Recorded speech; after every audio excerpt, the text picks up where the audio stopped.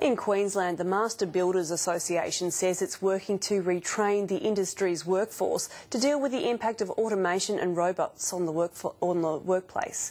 A professor from Oxford University says that technological change will see half of all jobs in the United States automated over the next decade or two, and he says Australia is facing a similar shift. With more on this, we're joined by the Executive Director of Master Builders Queensland, Galvin. Grant, thank you very much for making time for us tonight. Thank you very much. I suppose the biggest area which is challenging your industry is the prefabrication of things like kitchens and bathrooms. How are people in your industry dealing with that? Well, it's a really interesting question, and it was one of the things that was talked about at the QUT Futures Forum today. The issue about automation and mechanisation is not necessarily an issue for us on-site, but it's becoming an issue in terms of off-site prefabrication, which is becoming a bigger and bigger part of our industry day to day.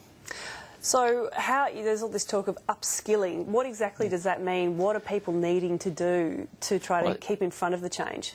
I don't necessarily think it's necessarily just about upskilling, but it's about multi-skilling, and it's about us as an industry actually figuring out over the next 10 to 15 years what are the skills that are actually going to be required, and we need to get more flexible.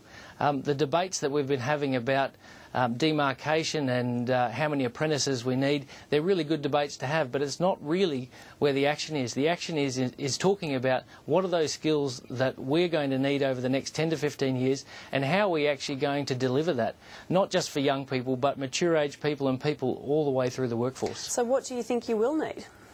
That is a really good question, and I think one of the things that was raised today is the majority of jobs that we're talking about here in 5 and 10 years' time haven't actually even been invented yet. But off-site prefabrication allows for a whole new set of skills to be trained to people so that a lot of the work can be done off-site and it comes to site and it's actually put together like a jigsaw puzzle. Right, so how are builders dealing with this? I mean, are they open to the notion of change, or do they see it as an assault on their work, their workplace and on their jobs? Builders and the people that work in the construction industry are probably like all the other people. I guess my concern is that I don't want to be in an industry that when we turn the light switch on in 10 years' time, a lot of it's being prefabricated off-site, overseas. And much like the car manufacturing industry, we need to have the debate now, a mature debate, to say what are those skills going to be and how are we going to give it to our workforce so that we're actually ahead of the curve, so when we do switch the light on in 10 years' time, we actually have an industry which is actually a net exporter rather than a net importer of products. So for instance, doing more prefab stuff here in Australia rather than just in China? Absolutely. I think that's one of the things that we can do, and we can gear up for that now. Australia has a wonderful workforce, a very skilled workforce, and if we start planning for it now and we actually have the debate about what those skills are, there's a high likelihood we could actually be exporting.